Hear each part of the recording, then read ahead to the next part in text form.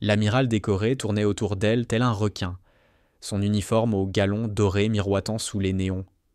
Sa voix, mielleuse et moqueuse, fendait l'air alors qu'il s'adressait à l'officier au visage ordinaire devant lui. « Commandant !»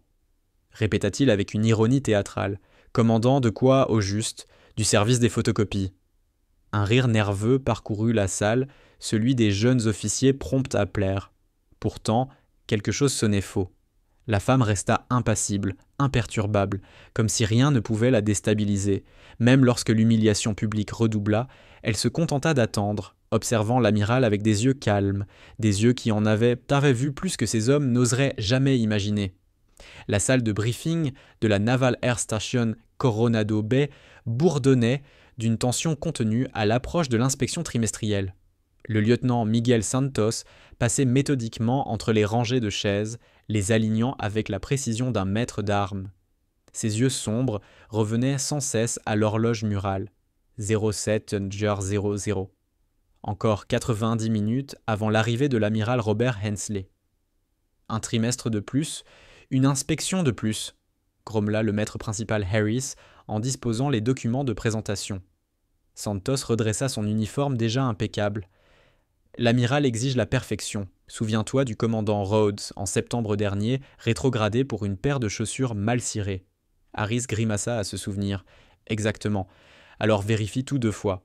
Non loin de là, un jeune enseigne pâlit et se mit à frotter frénétiquement ses souliers contre son pantalon.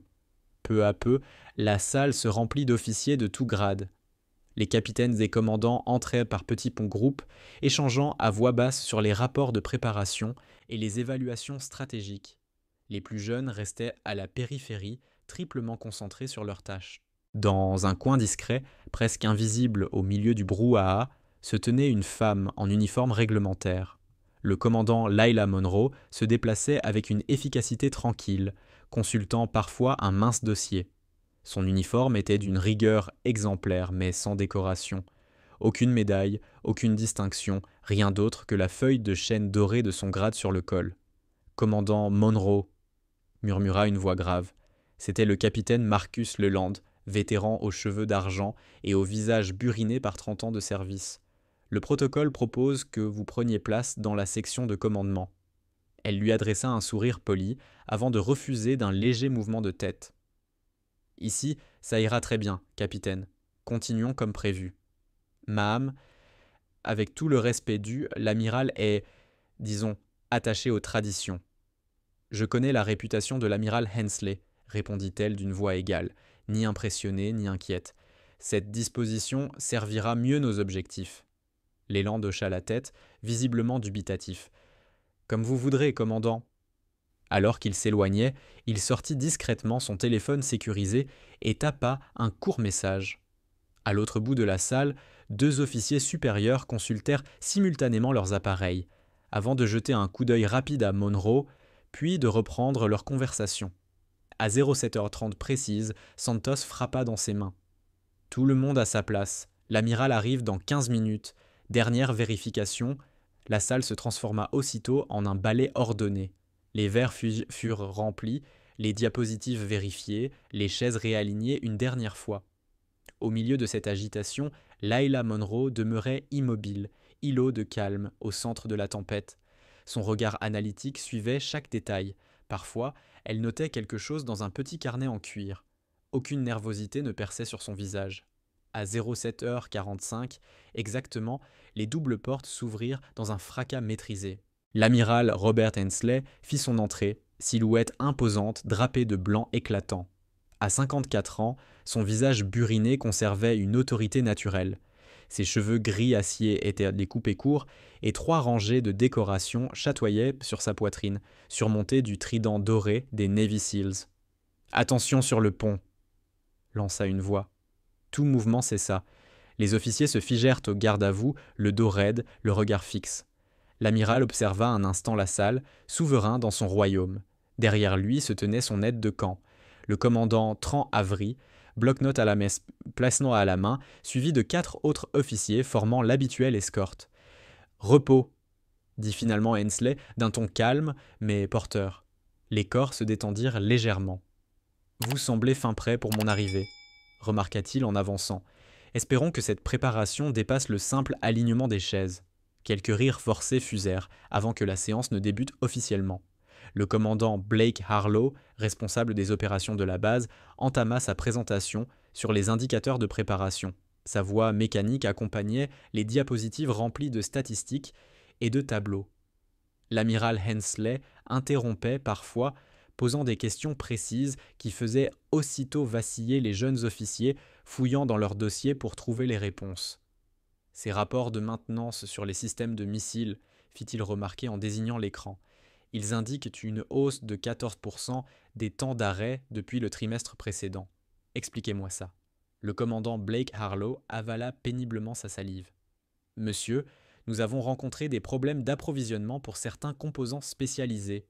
Le département logistique a déposé des demandes par 3 canaux différents pour accélérer les livraisons.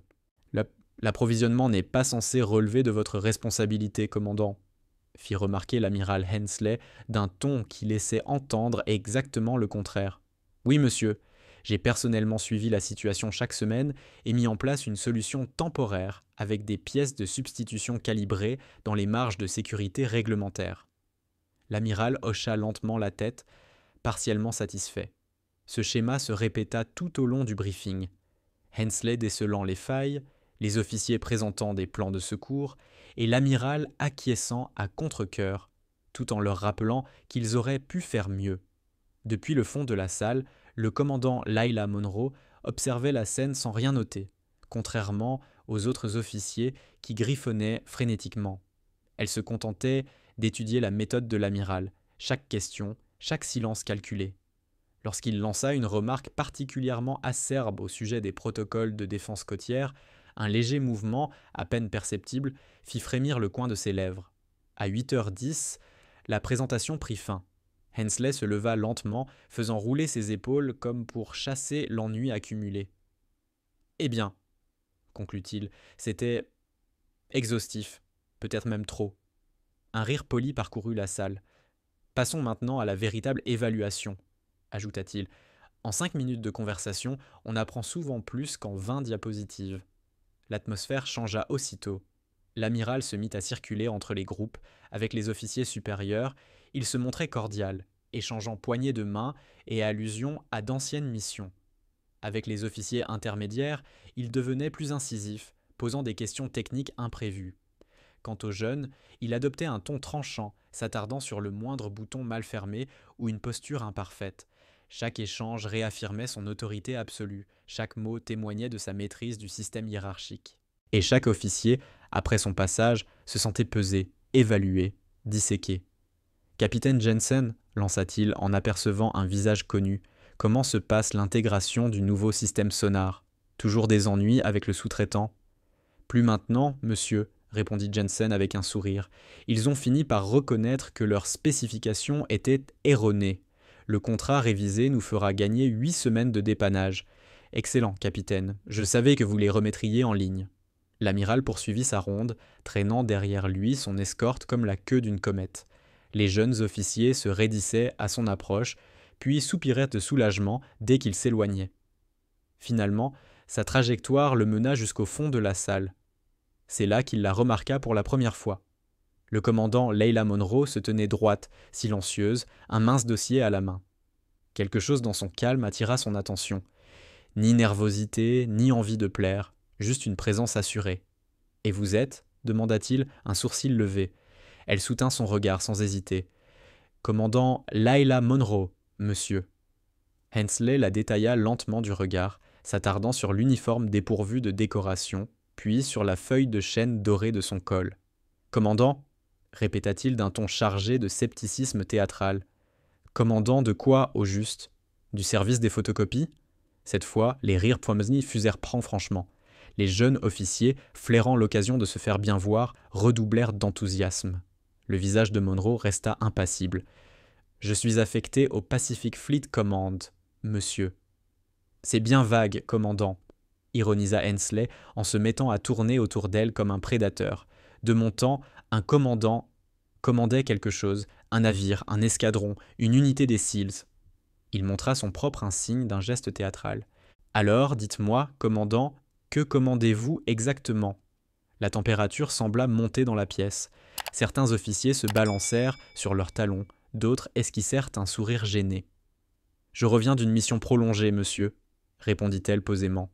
« Une mission prolongée, » répéta Hensley, mimant des guillemets dans l'air. « Comme c'est mystérieux, peut-être pourriez-vous éclairer notre lanterne ?» Mais Monroe demeura silencieuse, ni défensive, ni provocante. Ce calme, loin de le désarmer, attisait la curiosité de l'amiral. Près de lui, le lieutenant Miguel Santos remarqua quelque chose d'étrange.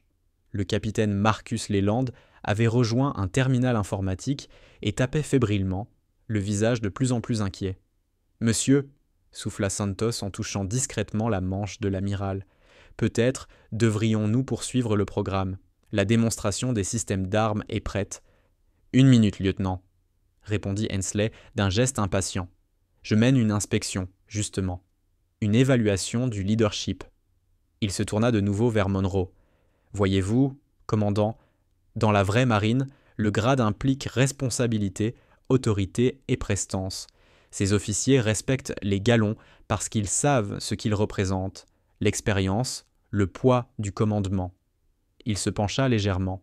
« Alors dites-moi, commandant, quel est votre véritable rang dans la vraie marine ?» Un silence lourd s'abattit, puis, soudain, 3 officiers supérieurs, au fond de la salle, reçurent simultanément une alerte sur leurs appareils sécurisés. L'un manqua de s'étouffer avec son eau. Un autre ouvrit de grands yeux, presque comiques. Le 3e officier leva lentement les yeux de son écran vers le commandant Layla Monroe, le visage traversé par une lueur de reconnaissance soudaine. Le lieutenant Miguel Santos observa ses réactions avec une inquiétude croissante. Il se tourna vers le capitaine Marcus Leland, désormais figé devant son terminal, le teint livide. « Monsieur » tenta-t-il à nouveau, plus fermement. « Pas maintenant, lieutenant » coupa sèchement l'amiral Hensley, concentré uniquement sur Monroe, attendant sa réponse.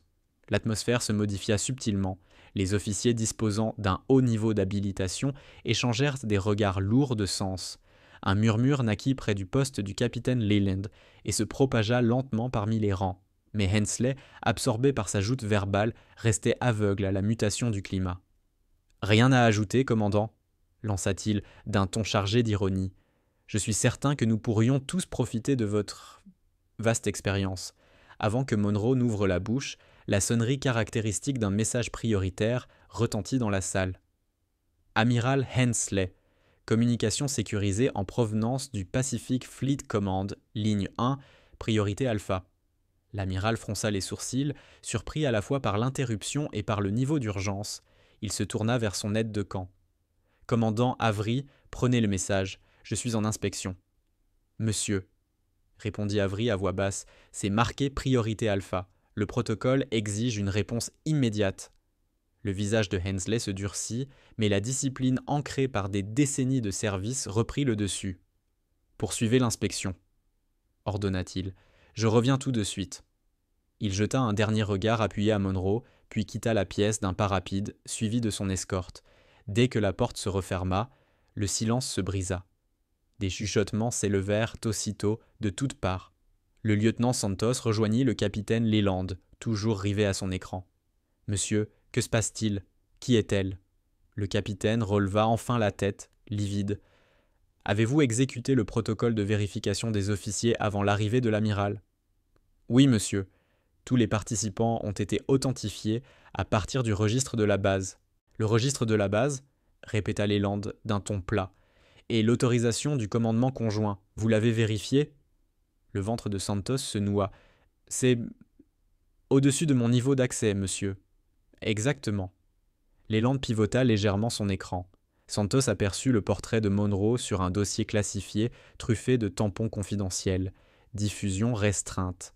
Dans la salle, de petits cercles d'officiers s'étaient formés, les plus hauts gradés transmettant à voix basse des bribes d'informations à leurs collègues, dont les visages passaient de la curiosité à la stupéfaction. Des fragments de conversation parvinrent jusqu'à Santos. « Opération Iron Harbor. Je croyais que c'était une mission du JSOC. Le cargo taïwanais ?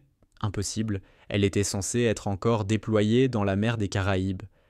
Pendant ce temps, Layla Monroe restait exactement à l'endroit où l'amiral l'avait laissée. Elle consulta sa montre avec un calme presque ironique. 3 officiers supérieurs s'approchèrent d'elle. Elle les accueillit d'un simple hochement de tête, sans un mot de plus. Soudain, la porte vola de nouveau ouverte. L'amiral Robert Hensley reparut, le visage livide, toute trace de son assurance théâtrale envolée. Son regard balaya la salle jusqu'à croiser celui de Monroe, immobile près du mur du fond. Le silence se fit immédiat lorsqu'il s'avança vers elle. Sa démarche, habituellement flamboyante, s'était changée en une raideur quasi cérémonielle. « Commandant, commença-t-il avant de se reprendre, je crois que je vous dois la courtoisie d'une adresse appropriée. » Monroe le regarda sans ciller, son expression exempte de toute vanité, de toute rancune. « Peut-être pourriez-vous, reprit-il d'une voix plus sèche, préciser votre fonction pour le procès-verbal ?»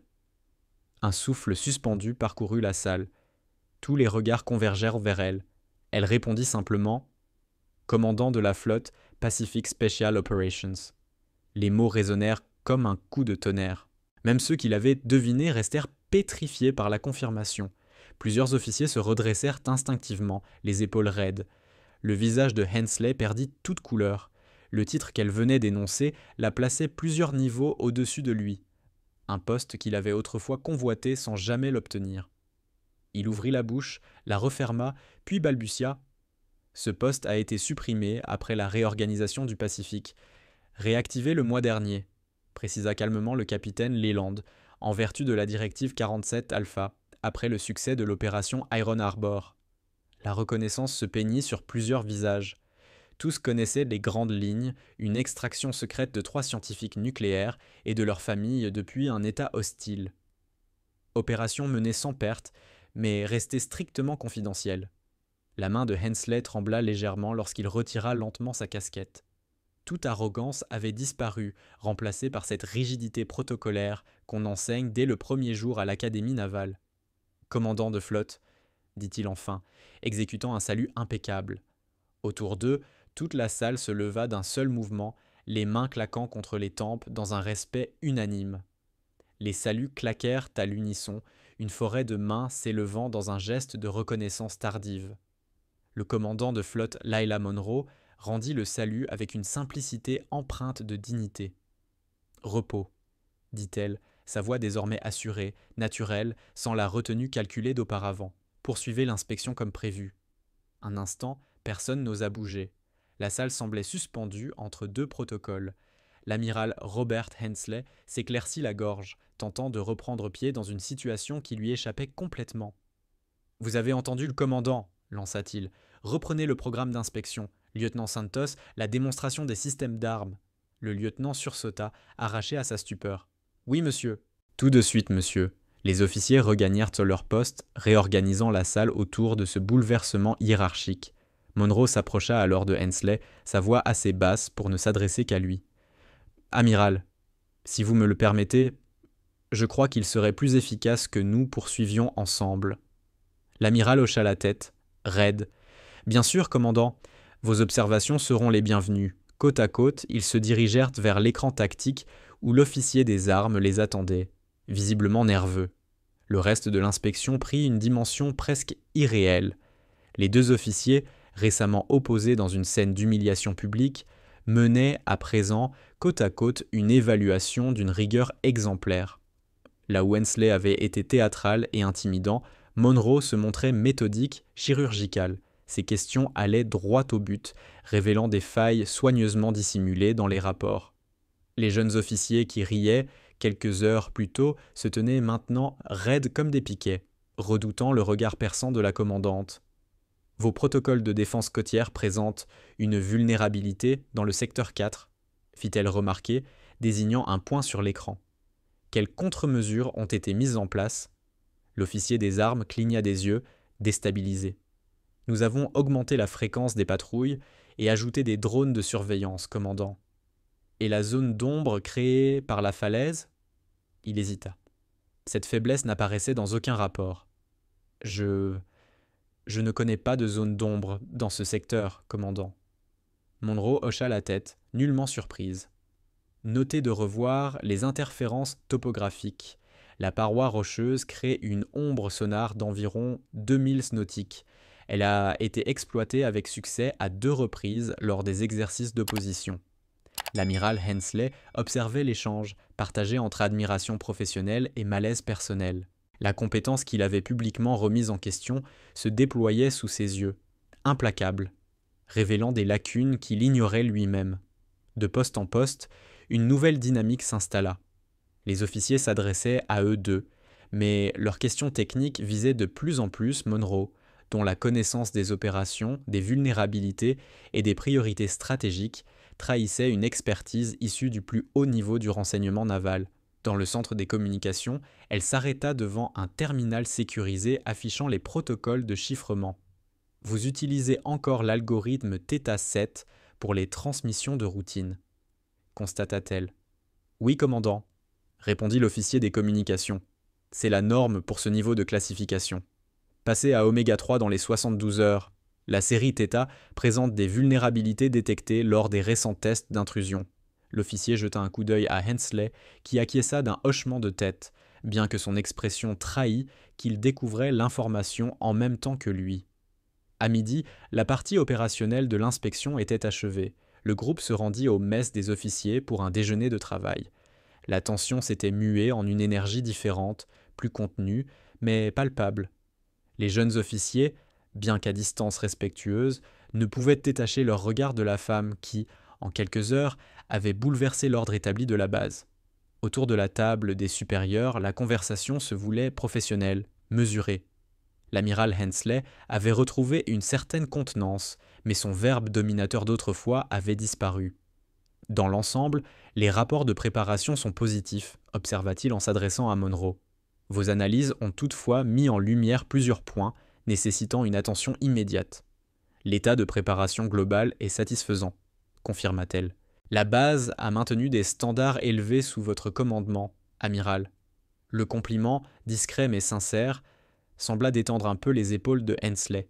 « Votre évaluation de nos vulnérabilités côtières était particulièrement pertinente, » ajouta-t-il. « J'aimerais savoir comment vous connaissiez aussi bien ces spécificités topographiques. » Un léger changement passa sur le visage de Monroe, imperceptible pour quiconque ne l'observait pas attentivement. « J'en ai fait usage moi-même, il y a 6 ans. Opération Silent Current. » Plusieurs officiers échangèrent des regards. Cette opération figurait parmi les missions les plus classifiées de la marine. Son nom seul évoquait des actions légendaires chuchotées dans les cercles restreints du renseignement.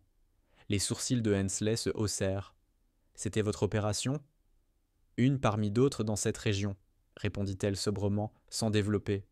La conversation s'interrompit lorsqu'un jeune officier s'approcha de la table, une tablette sécurisée à la main. « Excusez-moi, commandant, amiral, message prioritaire du Joint Forces Command. » Le commandant de flotte, Laila Monroe, prit la tablette, parcourant le message avec une efficacité maîtrisée. Rien, dans son expression, ne trahit le contenu. Lorsqu'elle y eut terminé, elle consulta sa montre, son attitude se tendant d'une détermination nouvelle. « Amiral, je vous prie de m'excuser, mais je vais devoir écourter ma participation à cette inspection. On me demande ailleurs. » Hensley acquiesça immédiatement. « Bien sûr, commandant, le devoir avant tout. » Elle se leva. Tout le monde en fit autant, le réflexe protocolaire prenant le dessus. « Le lieutenant Santos s'assurera que tous vos besoins logistiques soient pris en charge, » ajouta l'amiral. « Et je serai reconnaissant de recevoir votre rapport d'évaluation complet dès que possible. »« Vous l'aurez demain à 0800, » confirma Monroe. Elle marqua une légère pause. « Encore une chose, amiral, si je puis me permettre. »« Tout ce que vous voudrez, commandant. » Monroe balaya la salle du regard. « J'aimerais m'entretenir quelques minutes seul avec vos officiers subalternes. » La demande, inhabituelle, suspendit l'air un instant. Mais rien, compte tenu de son grade, ne la rendait inappropriée. Hensley hésita à peine. « Bien entendu.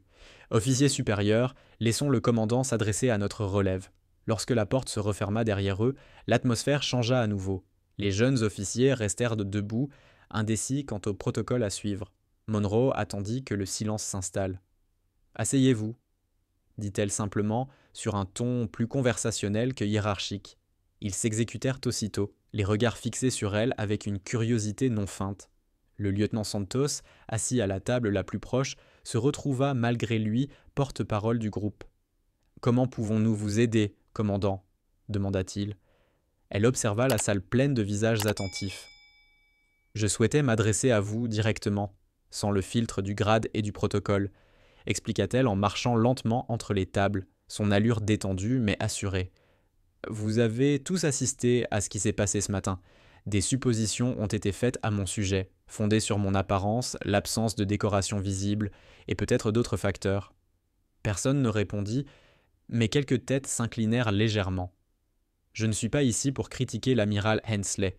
C'est un officier accompli, au parcours exemplaire. Mais je tiens à vous offrir une perspective qui, je l'espère, vous servira dans vos carrières. » Elle s'arrêta près de la table de Santos.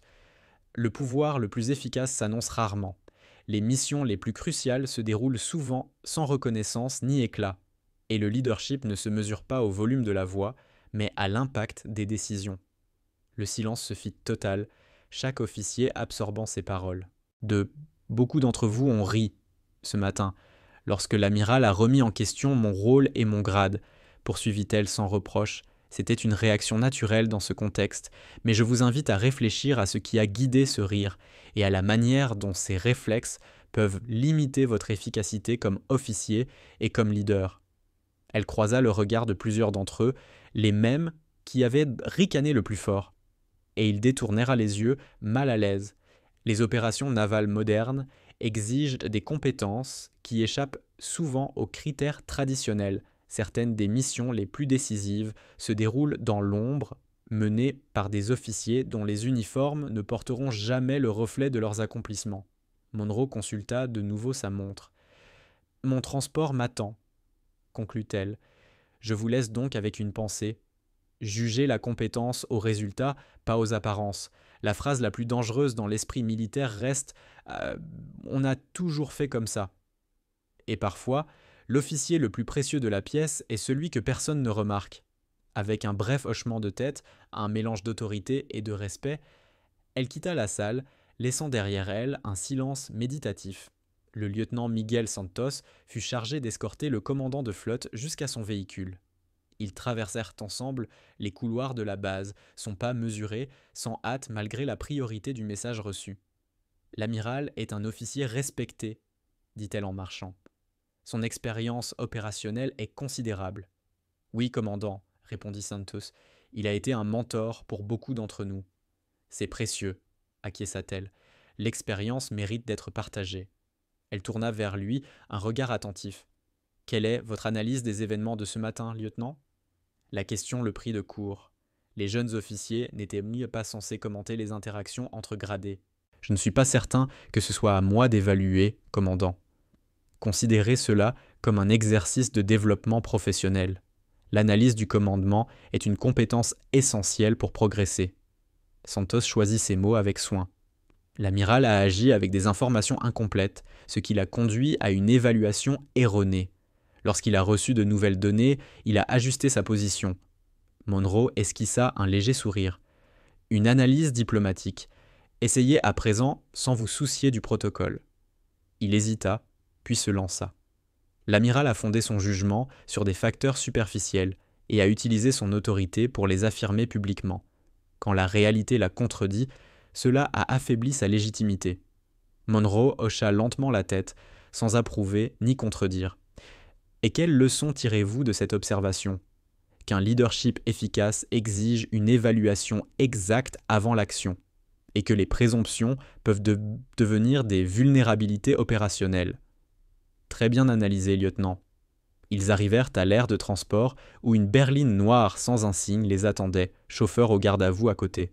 « Je soupçonne que vous serez promu commandant plus tôt que prévu. » La remarque, prononcée sur un ton presque détaché mais empreint d'une sincérité évidente, prit le lieutenant Miguel Santos au dépourvu. « Merci, commandant. » Alors que le chauffeur ouvrait la portière arrière, le commandant de flotte, Lila Monroe, s'interrompit un instant. « Encore une chose, lieutenant. L'amiral recevra mon rapport complet demain matin, mais il y a un point qui ne peut attendre. » Santos se redressa aussitôt. Le problème de chiffrement des communications que j'ai mentionné plus tôt est plus urgent que je ne l'ai laissé entendre. L'algorithme Theta 7 présente une faille critique détectée il y a 36 heures. Je m'assurerai que l'officier des communications soit immédiatement informé, commandant. Parfait. Les spécifications techniques complètes sont en cours de transmission vers son terminal sécurisé. Elle lui tendit une petite carte de données. Voici les codes d'autorisation nécessaires à la mise à jour. D'un dernier signe de tête, elle monta dans la voiture noire, qui s'éloigna en silence, laissant Santos debout sur le tarmac, le regard fixé sur le véhicule disparu, porteur d'un mélange nouveau de détermination et de questions sans réponse. Lorsqu'il regagna le bâtiment principal, l'atmosphère avait encore changé. Des officiers supérieurs murmuraient en petits groupes, leur voix basse trahissant la tension. L'amiral Robert Hensley était introuvable. Santos aperçut le capitaine Marcus Leland penché sur une tablette sécurisée. « Monsieur, où est l'amiral ?»« En communication cryptée avec le Eastern Defense Command, » répondit-il sans lever les yeux. « Cela fait 20 minutes qu'il y est. » J'ai des informations de sécurité urgentes de la part du commandant de flotte Monroe au sujet des protocoles de chiffrement. Le regard de Leland se releva aussitôt. Qu'a-t-elle dit ? Que l'algorithme Theta 7 présente une vulnérabilité critique identifiée dans les 36 dernières heures. Elle a ordonné une mise à niveau immédiate vers Oméga 3 et m'a remis les codes d'accès nécessaires. Il lui montra la carte de données. Le visage du capitaine se durcit. Faites-la parvenir aux communications immédiatement. Priorité absolue. Oui, monsieur. Santos fit un pas vers la porte, puis Hierrob s'arrêta. Monsieur, puis-je poser une question ? Vite, lieutenant. Le poste de commandant de flotte pour l'Atlantic Special Operations. C'est nouveau, n'est-ce pas ? Je n'en avais jamais entendu parler. Leland le regarda longuement, son expression indéchiffrable. Ce poste existe quand il doit exister, lieutenant. Il est activé dans des circonstances précises, pour certaines personnes, dotées de certaines compétences. Au-delà de cela, votre habilitation ne vous permet pas d'en savoir plus. Compris, monsieur. Mais l'opération Iron Harbor, c'était elle, n'est-ce pas ? Le capitaine Leland répondit d'une voix lente et mesurée. Ce que vous avez entendu aujourd'hui appartient à une catégorie de classification bien au-delà de votre accès. Je vous conseille vivement de vous concentrer sur la mise à jour de chiffrement, plutôt que sur des informations susceptibles de compliquer votre carrière. Le message était clair. Santos acquiesça et se hâta vers le centre des communications. L'après-midi s'écoula dans un tourbillon d'activités. La mise à jour de chiffrement devint la priorité absolue. Les officiers des transmissions travaillant sans relâche pour implanter les nouveaux protocoles sur tous les systèmes. L'amiral Hensley réapparut enfin, l'air sombre, et ordonna un exercice de préparation non programmé qui plongea toute la base dans un état d'alerte contrôlé. En début de soirée, Santos se retrouva de nouveau dans la salle de briefing d'origine, désormais transformée en centre de commandement improvisé. Les écrans d'état affichèrent les progrès de la mise à jour de chiffrement en parallèle des résultats de l'exercice. Hensley se tenait au centre, redevenu maître de la situation, mais avec une gravité nouvelle, imperceptible pour ceux qui ne le connaissaient pas bien. « État d'avancement des communications ?» demanda-t-il. « 87% terminé, amiral. » répondit l'officier des transmissions. « Tous les systèmes critiques ont migré vers Oméga 3. Les systèmes secondaires seront mis à jour d'ici 22h00. Résultat de l'exercice ? Temps moyen de réponse. 4 minutes 12 secondes, amélioration de 27 secondes par rapport au trimestre précédent. Hensley hocha la tête, satisfait mais sans éclat. Acceptable. Préparez un rapport complet pour le briefing de demain. Rompez. Les officiers se dispersèrent, mais le regard de l'amiral se fixa sur Santos. Lieutenant, un instant. Santos revint vers lui, au garde-à-vous. Monsieur, vous avez escorté le commandant de flotte Monroe jusqu'à son véhicule. Oui, monsieur. Quelle est votre impression ? La question résonna étrangement familière, presque identique à celle que Monroe lui avait posée plus tôt. Votre impression, lieutenant ? Insista Hensley. Parlez franchement. Santos choisit ses mots avec précaution. Elle est précise, monsieur, autoritaire sans être autoritaire. Sa connaissance de nos capacités et de nos vulnérabilités opérationnelles dépasse nos propres documents de briefing. Elle vous a parlé de l'opération Silent Current. Seulement en passant, monsieur, elle a évoqué une familiarité avec la topographie côtière issue d'une mission antérieure. Hensley acquiesça lentement. Lieutenant, connaissez-vous le concept de professionnel silencieux? Oui, monsieur, quelqu'un qui accomplit la mission sans rechercher la reconnaissance. Le commandant de flotte Monroe en est l'incarnation, répondit l'amiral, d'une voix inhabituellement pensive. Son dossier, du moins la partie non classifiée, contient plus de réussites que 3 carrières ordinaires. Il se détourna vers la fenêtre. La nuit tombait, les lumières de la base scintillaient comme des étoiles disciplinées. L'opération qu'elle a évoquée, Silent Current, a évité une crise qui aurait coûté des milliers de vies. Personne, en dehors d'un cercle minuscule, ne sait qu'elle a eu lieu. Aucune médaille n'a été remise, aucune mention dans les registres officiels. Sa voix se fit plus basse, presque respectueuse, mais certains services se mesurent de mieux dans le silence. Le lieutenant Miguel Santos garda le silence, comprenant que l'amiral Robert Hensley partageait autant une réflexion intime qu'un exposé de faits. « J'ai passé ma carrière à faire en sorte que mes réussites soient reconnues, » reprit Hensley, « à m'assurer que les bonnes personnes connaissaient mon nom, à bâtir une réputation qui inspire le respect. » Il se détourna de la fenêtre. Le commandant Layla Monroe, elle, a passé la sienne à s'assurer que personne ne sache ce qu'elle avait accompli. Elle a opéré dans des environnements où être découverte signifiait l'échec, à la tête d'équipe dont l'existence même est classifiée. Elle semble très efficace, monsieur. Elle est la plus efficace des officiers de marine que j'ai rencontrés en 30 ans de service, répondit-il sans hésitation, et je l'ai traitée comme une erreur administrative. L'amiral redressa son uniforme déjà parfait. Le rapport d'évaluation du commandant arrivera à 0800 demain. Je veux que vous le lisiez personnellement et que toutes ces recommandations soient mises appliquées immédiatement. Allocation prioritaire des ressources. Aucune lenteur bureaucratique. Oui, monsieur. Et, lieutenant, il marqua une pause. Ce que vous avez vu aujourd'hui est une leçon de commandement qu'on n'enseigne pas à l'académie. Assurez-vous de la retenir. C'est déjà fait, monsieur. Après avoir quitté l'amiral, Santos prit la direction de ses quartiers, encore incapable de tout assimiler. Alors qu'il traversait la cour, il remarqua une activité inhabituelle autour du bâtiment des communications sécurisées.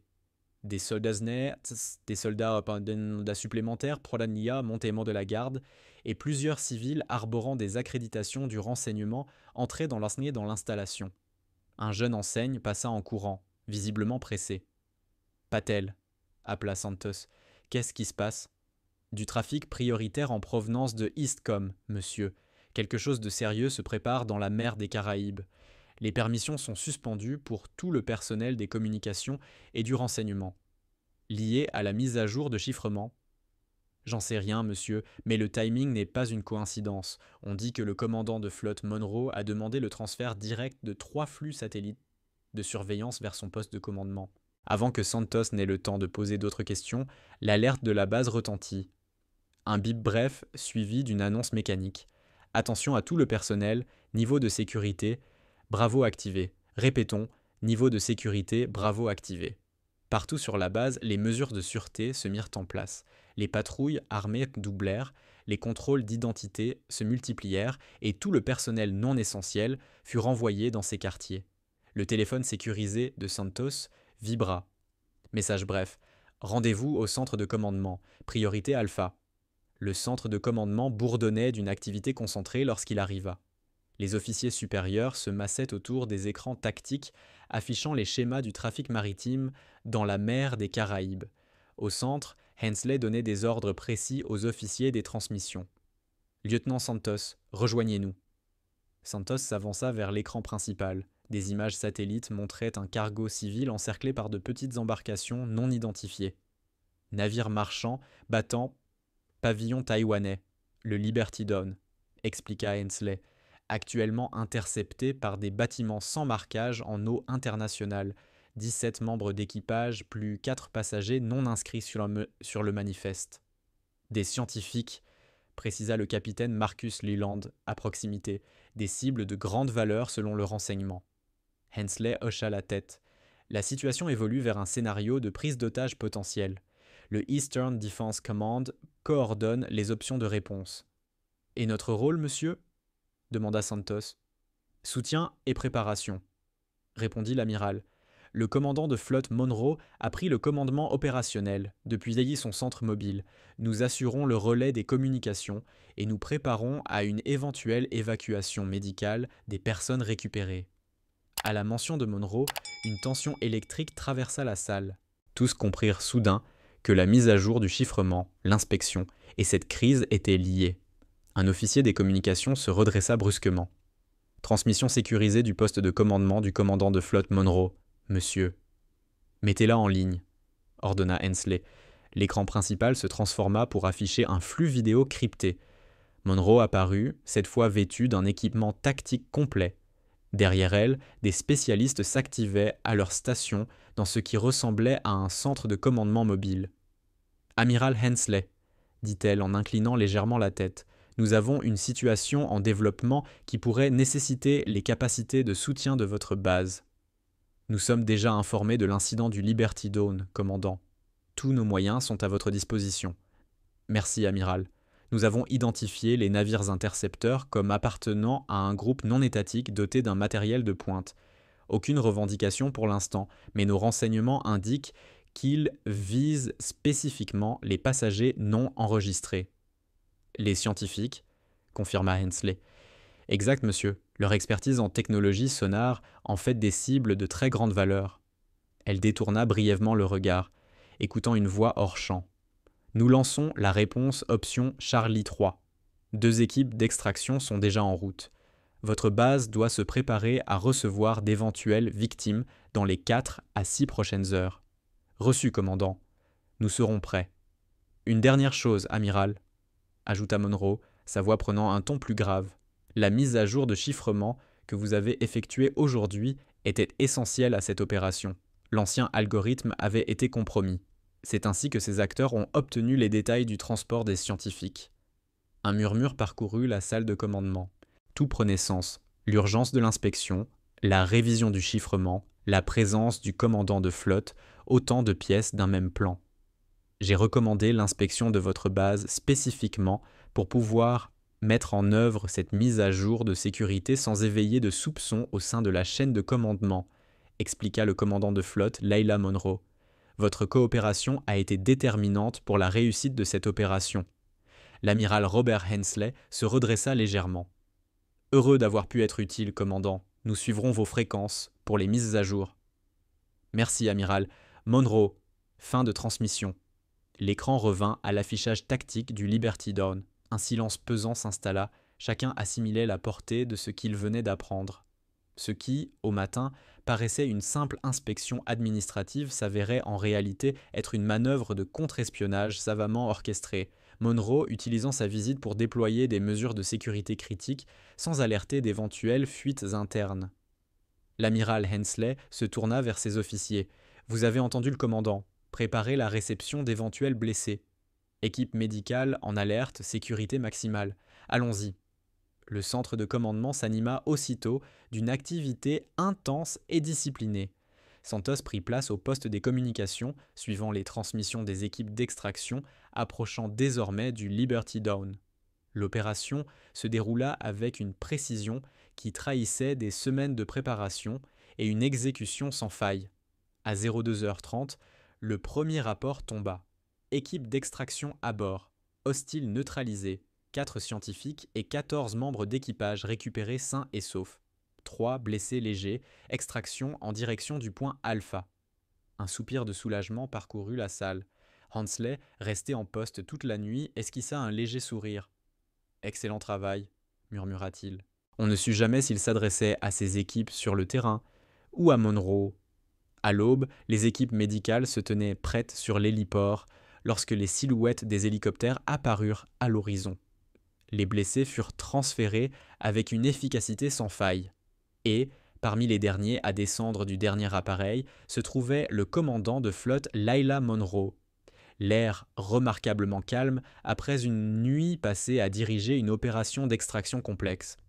Hensley l'attendait au bord du tarmac. Lorsqu'elle s'approcha, il la salua d'un geste sincère. sans trace de son assurance théâtrale habituelle.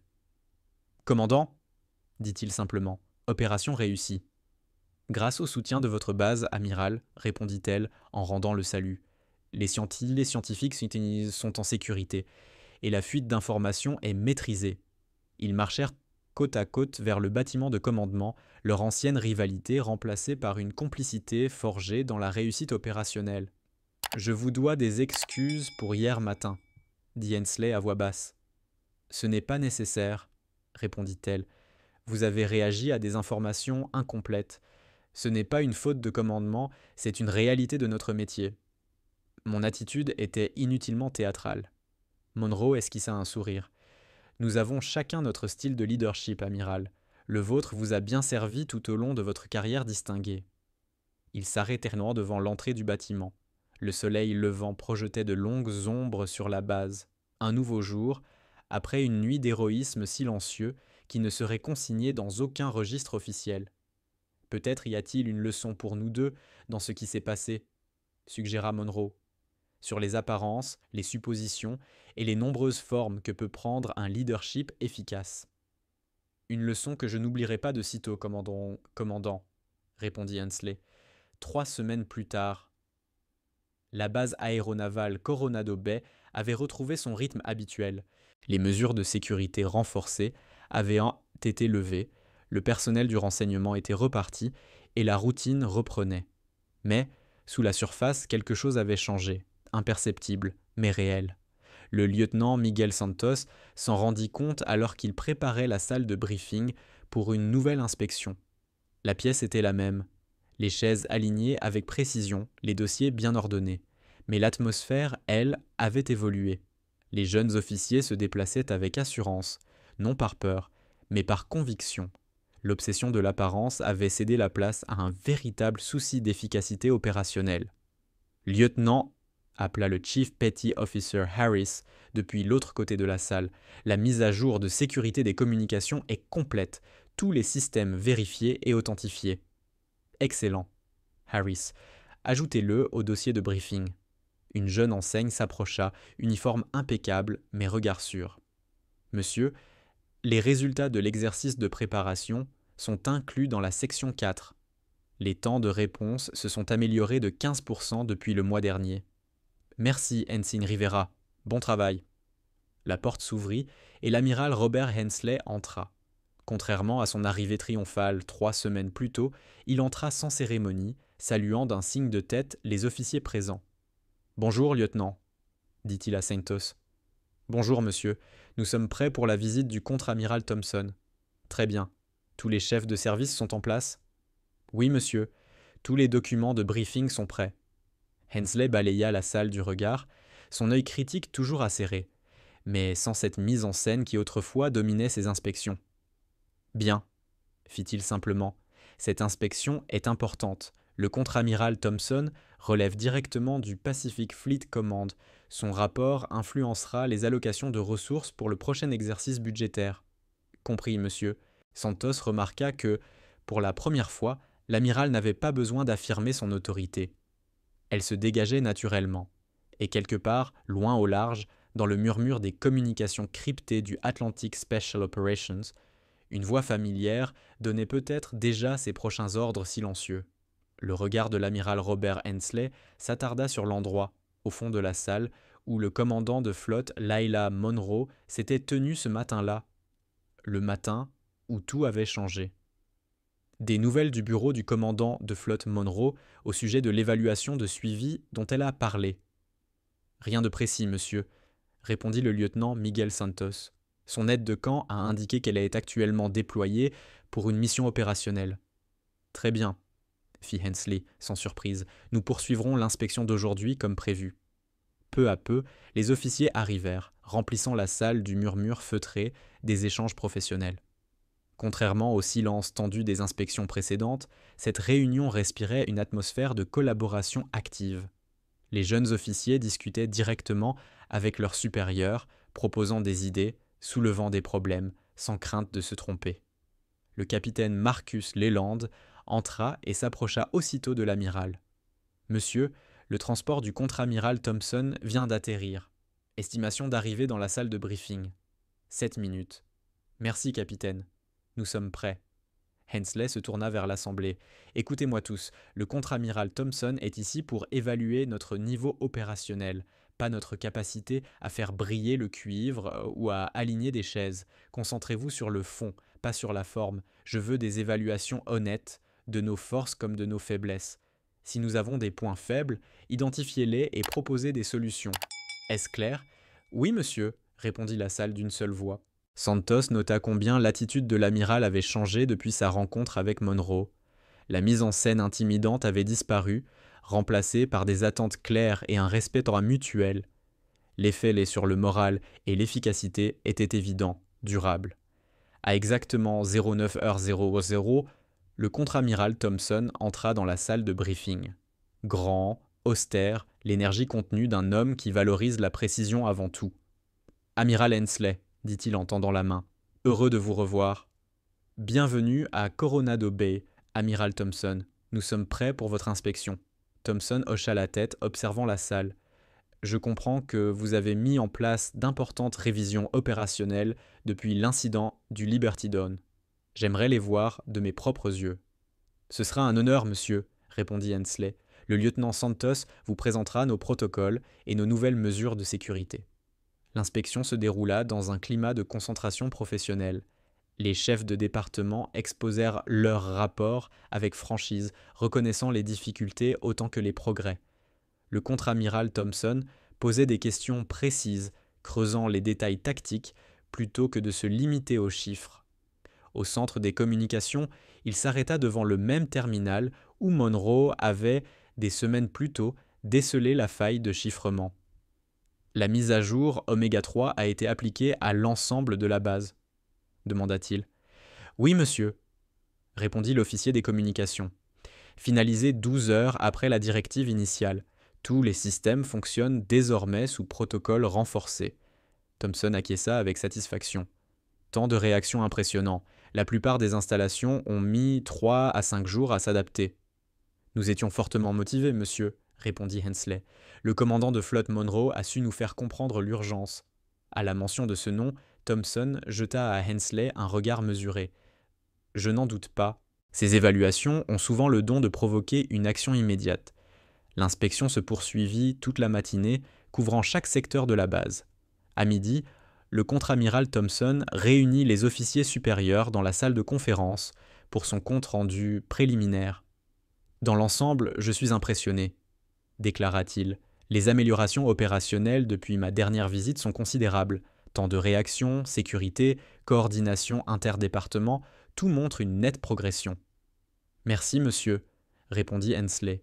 Le mérite revient aux officiers et au personnel qui ont adopté ces changements. Peut-être, concéda Thompson avec un léger sourire, mais des changements de cette ampleur supposent une direction claire. Votre approche du commandement semble avoir évolué, amiral. Hensley soutint son regard. Les événements récents ont offert une perspective précieuse, monsieur. Parfois, il faut être rappelé à la différence entre l'autorité et le leadership. Thompson hocha la tête, comprenant plus qu'il ne répondit. Oui, le commandant de flotte Monroe a cet effet sur beaucoup de ceux qu'elle croise. Il consulta sa montre. D'ailleurs, je crois que nous avons encore un point à l'ordre du jour. Avant que Hensley ne réagisse, le capitaine Leland entra dans la salle.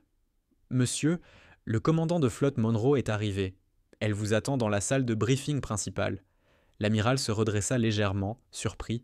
« Je n'étais pas informé de sa visite. » « Une addition de dernière minute à son itinéraire, » expliqua Thompson en se levant. « Allons-y. » Ils se dirigèrent ensemble vers la salle de briefing.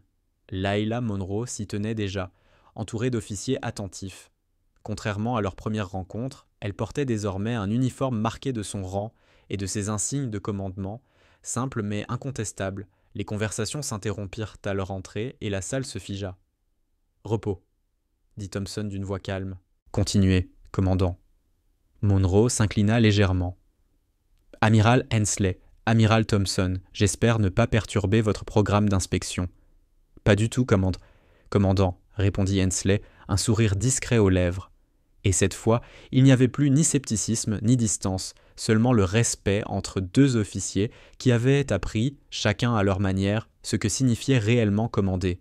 « Nous venons de terminer l'évaluation formelle, commandant », confirma l'amiral Robert Hensley. « Votre timing est parfait. »« Parfait, » répondit le commandant de flotte Lila Monroe. « Je suis ici pour assurer le suivi des changements opérationnels mis en place après ma dernière visite, et pour remettre quelque chose en main propre. » Elle se tourna vers l'assemblée d'officiers. « Il y a 3 semaines, cette base a joué un rôle décisif dans l'extraction de 4 scientifiques et de 17 membres d'équipage du cargo Liberty Dawn. Votre mise en œuvre rapide des nouveaux protocoles de sécurité a empêché une catastrophe de renseignement et a contribué directement au succès de l'opération. » Les officiers l'écoutaient avec une attention absolue. Pour beaucoup, c'était la première reconnaissance officielle de leur participation à une mission classifiée. « Ce que la plupart d'entre vous ignorent, » poursuivit Monroe, c'est que l'incident du Liberty Dawn n'était qu'un élément d'une opération de contre-espionnage plus vaste. Les scientifiques exfiltrés de ce navire ont depuis fourni des informations essentielles, permettant de neutraliser un réseau d'espionnage sophistiqué opérant dans toute la région atlantique. Elle fit un signe à son aide, qui distribua des dossiers scellés à l'amiral Hensley, au contre-amiral Thompson et à plusieurs officiers supérieurs. Ces documents contiennent les parties déclassifiées du rapport d'opération. Votre contribution peut désormais être reconnue comme il se doit, même si certains détails doivent rester confidentiels. Monroe se tourna ensuite directement vers Hensley. « Amiral, la performance de votre base durant cette opération a été reconnue au plus haut niveau du commandement. Le chef des opérations navales m'a chargé de vous remettre cette citation, à vous et à votre personnel. » Elle lui tendit un document officiel portant le sceau du CNO. L'amiral l'accepta, visiblement surpris. « Merci, commandant.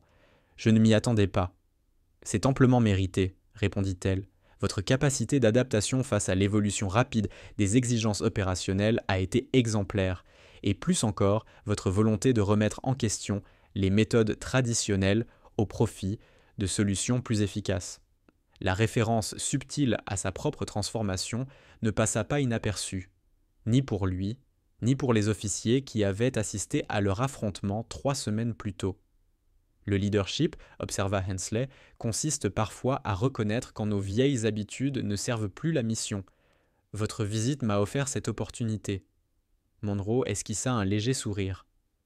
L'apprentissage mutuel est la marque d'une chaîne de commandement efficace, amiral. Elle se tourna de nouveau vers l'ensemble du groupe. J'ai examiné les améliorations mises en œuvre depuis ma dernière inspection. Les résultats sont impressionnants. Les temps de réaction se sont améliorés, la sécurité renforcée et la coordination interdépartement est nettement plus fluide. Le contre-amiral Thompson acquiesça. Mon évaluation aboutit aux mêmes conclusions. Amiral Hensley, vous avez mené des progrès substantiels sur tous les plans. Ce n'est pas surprenant, ajouta Monroe. Le parcours de l'amiral parle de lui-même, 30 années de service exemplaire et un talent certain pour former des officiers capables. La reconnaissance, venant de celle qui avait autrefois mis en lumière ses failles, résonna comme un cercle enfin bouclé. Hensley inclina légèrement la tête, acceptant la courtoisie avec respect. « Ce qui m'amène à la seconde raison de ma visite, » poursuivit Monroe. Elle se tourna vers le fond de la salle. « Lieutenant Miguel Santos, en avant, je vous prie. » Surpris, Santos s'exécuta, se plaçant devant les commandants, au garde-à-vous, un mélange de confusion et de gravité sur le visage. « Lieutenant Santos, » commença Monroe d'une voix formelle, « vos actions pendant l'opération Liberty Dawn ont démontré un jugement exceptionnel, une initiative remarquable et un sens du devoir exemplaire. Votre mise en œuvre rapide des protocoles de sécurité a directement contribué à la réussite de la mission. » Elle sortit une petite boîte de sa poche. « Par autorité du secrétaire à la marine, j'ai le plaisir de vous remettre la médaille de la marine et du corps des Marines pour vos actions. » Un silence respectueux tomba sur la pièce lorsqu'elle ouvrit la boîte, révélant la médaille. Hensley s'avança. « J'appuie pleinement cette distinction, » dit-il. « Le lieutenant Santos incarne les qualités que nous cherchons à cultiver chez tous nos officiers. » Lorsque Monroe épingla la médaille sur son uniforme, le moment dépassa la simple reconnaissance individuelle. Pour les jeunes officiers présents, c'était le symbole tangible du lien entre leurs tâches quotidiennes et les grandes opérations invisibles qui assurent la sécurité du pays. Merci, commandant, dit Santos, la voix posée malgré son émotion. Je n'ai fait que mon devoir. Les meilleures décorations, lieutenant, vont toujours à ceux qui ne font que leur devoir, répondit Monroe. Ce ne sont pas les circonstances extraordinaires qui révèlent le caractère, mais la manière dont nous accomplissons nos responsabilités ordinaires. Une fois les présentations formelles achevées, la réunion prit un ton plus détendu. Des officiers vinrent interroger Monroe sur des points techniques, cherchant son avis sur les opérations. Contrairement à leur première rencontre, où son autorité avait frappé comme une révélation, il s'adressait à elle désormais avec un respect calme, naturel, presque familier. Hensley observait la scène avec attention, conscient du chemin parcouru, de la transformation silencieuse de sa base et de lui-même. À ses côtés, Santos, encore sonné par l'honneur qu'il venait de recevoir, murmura « Merci, monsieur, c'est inattendu. » « Les meilleures reconnaissances le sont toujours, » répondit Hensley. Son regard se posa sur Lila Monroe, entourée de jeunes officiers suspendus à ses paroles. Il esquissa un sourire discret. Elle a ce don, lieutenant, celui de percevoir le potentiel là où d'autres ne verraient rien. Et, à cet instant précis, Robert Hensley comprit que certaines leçons de commandement ne s'enseignent pas. Elles se vivent.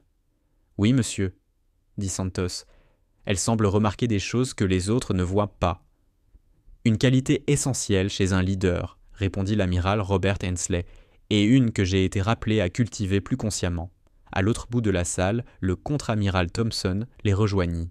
« Une journée fructueuse, je dirais, » lança-t-il avec satisfaction. « En effet, monsieur, » répondit Hensley, « la base a fait des progrès remarquables. » Thompson baissa légèrement la voix. « Robert, je te connais depuis 20 ans. Je n'ai jamais vu ton commandement fonctionner aussi efficacement qu'aujourd'hui. Quelles que soient les leçons que tu as tirées de la visite du commandant de flotte Monroe, elles t'ont clairement servi. » Avant qu'il ne puisse répondre, Lila Monroe s'approcha du groupe. « Messieurs, je crains de devoir vous quitter. Des affaires opérationnelles réclament mon attention ailleurs. »« Bien sûr, commandant, » dit Thompson avec un sourire. « Votre visite a été, comme toujours, des plus instructives. »« Amiral Hensley, » ajouta-t-elle, « j'ai laissé à votre état-major un rapport complet d'évaluation. Vous y trouverez plusieurs recommandations d'amélioration, mais ce sont des suggestions, non des directives. Votre commandement fonctionne à un niveau exceptionnel. »« Merci, commandant. Vos observations sont toujours précieuses. » En se dirigeant ensemble vers la sortie, Hensley se mit à marcher à ses côtés. « Commandant, puis-je vous poser une question personnelle ? » ?»« Bien sûr, amiral. » Ce premier jour, lorsque j'ai publiquement remis en cause votre rôle et votre grade, pourquoi ne m'avoir pas corrigé immédiatement ? Vous en aviez tout à fait le droit et l'autorité. Monroe réfléchit un instant avant de répondre. « Dans mon expérience, amiral, dire à quelqu'un qu'il a tort ne change pas grand-chose. Lui laisser la possibilité de le découvrir par lui-même, en revanche, conduit souvent à une transformation plus profonde. » Hensley hocha lentement la tête. « Une approche risquée. J'aurais pu continuer ma performance théâtrale, indéfiniment. »« J'en doute, » répondit-elle avec un léger sourire. « Vous êtes trop bon officier pour ignorer la vérité lorsqu'elle se présente. Votre dossier montre une capacité d'adaptation constante tout au long de votre carrière. Le fait qu'elle ait reformulé sa conduite passée comme adaptation plutôt que humiliation lui rendit une dignité professionnelle qu'il apprécia. Et puis, ajouta-t-elle, parfois, la démonstration la plus efficace de l'autorité consiste à savoir qu'on n'a pas besoin de la faire valoir. » Ils arrivèrent à l'entrée de la base où le véhicule de Monroe les attendait. « J'ai hâte de poursuivre notre collaboration, amiral. Votre base occupe une place vitale dans notre architecture de sécurité régionale. »« Le sentiment est réciproque, commandant. Vos analyses opérationnelles nous ont été inestimables. » Elle lui tendit la main, qu'il serra avec un respect sincère. « À la prochaine, amiral. Bon vent et mer clémente, commandant. » Le véhicule s'éloigna, laissant Hensley debout quelques secondes avant qu'il ne regagne le bâtiment principal. De retour à l'intérieur, il trouva le lieutenant Miguel Santos supervisant la fin des activités d'inspection. « Lieutenant, dès que vous aurez terminé ici, rejoignez-moi dans mon bureau. »« Oui, monsieur. » 1 heure plus tard, Santos se présenta. L'amiral était assis derrière son bureau, parcourant le rapport d'évaluation de Lila Monroe. Lieutenant, dit Hensley, j'ai réfléchi à vos performances au cours des 3 dernières sautes humaines. Votre gestion des protocoles de sécurité durant l'opération Liberty Dawn a été exemplaire, tout comme votre coordination des améliorations qui ont suivi. Merci, monsieur. L'amiral posa le dossier.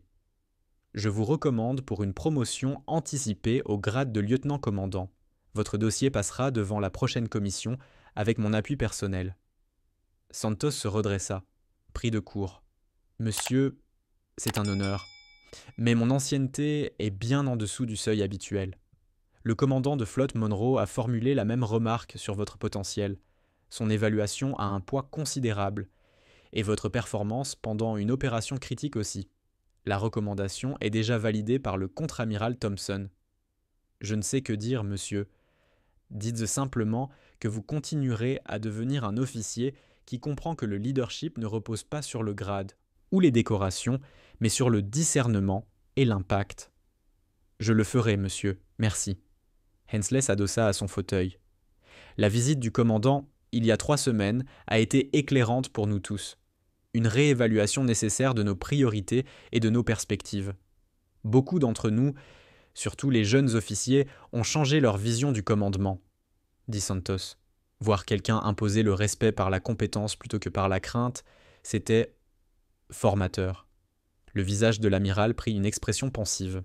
J'ai bâti ma carrière sur un style de commandement particulier, théâtral, comme le commandant l'a gentiment formulé, efficace, certes, mais pas toujours idéal pour former la prochaine génération d'officiers.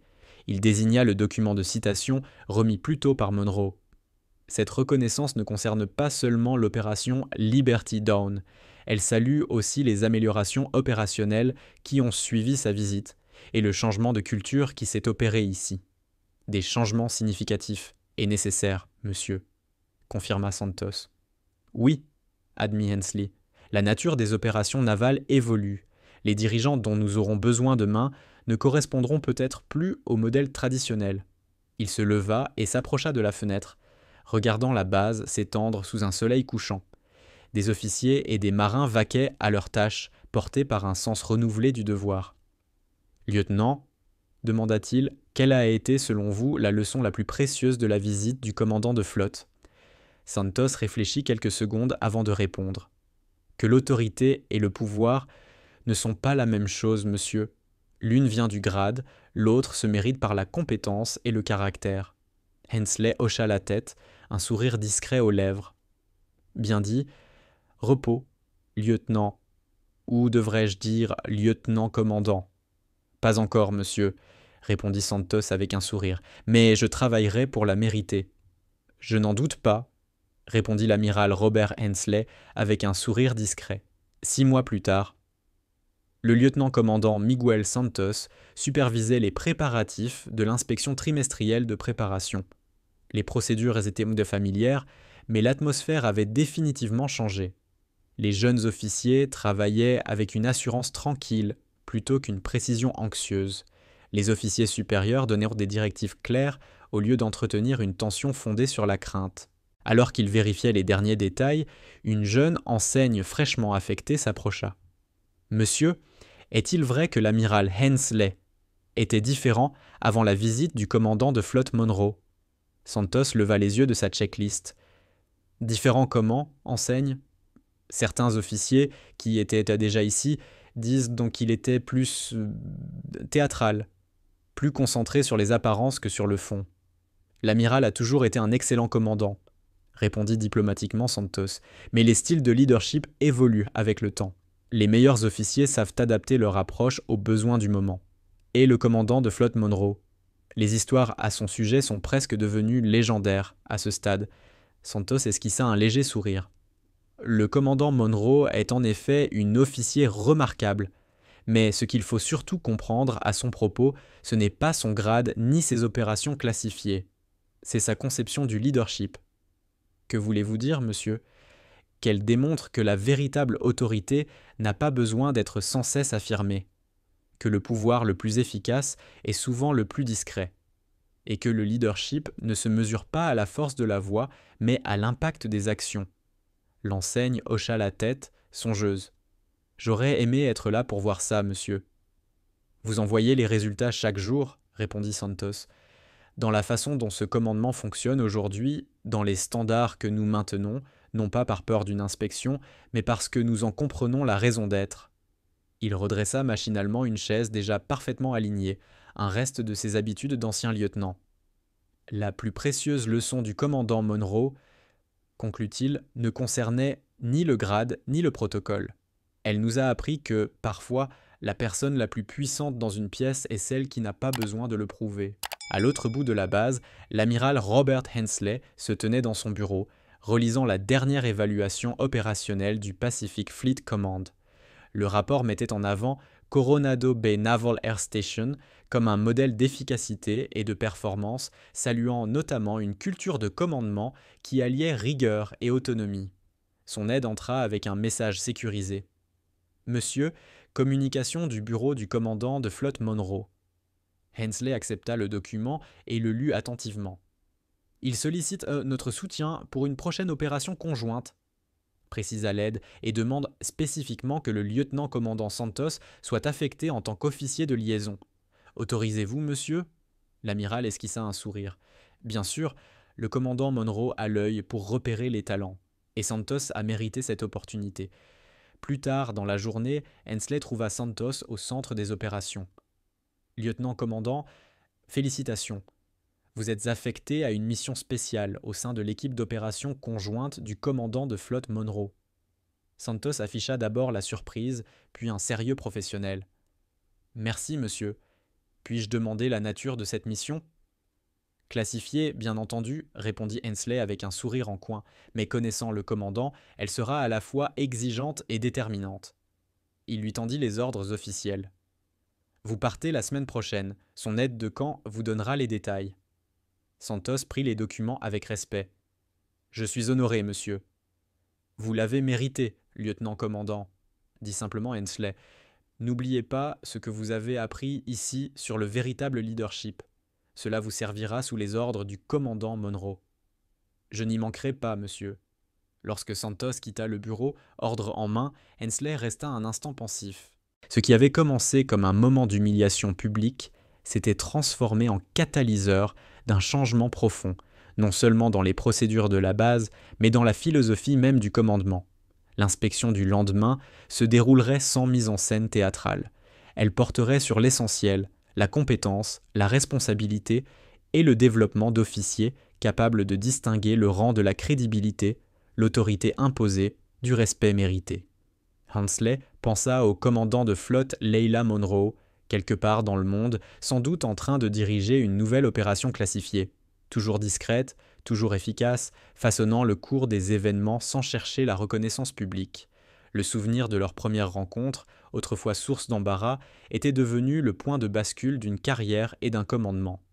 Dans la salle de briefing, les jeunes officiers achevaient les préparatifs. Leurs mouvements étaient précis, mais sereins. Les chaises alignées, non par obsession du détail, mais au service de la fonction. Les exposés portaient sur des capacités réelles, pas sur des apparences soigneusement polies pour impressionner. En observant cette transformation, l'amiral Hensley éprouva une fierté calme. Les victoires les plus significatives du leadership ne se gagnent pas par l'intimidation ni par le spectacle, mais par la culture patiente de la compétence et du caractère. Le commandant de flotte Monroe l'avait prouvé, non par des mots, mais par l'exemple. En une seule matinée, elle avait changé son commandement plus profondément que des années d'inspection et de protocole n'auraient pu le faire. Parfois, les leçons les plus puissantes viennent des enseignants les plus inattendus. Et souvent, la véritable autorité parle bas, mais change tout.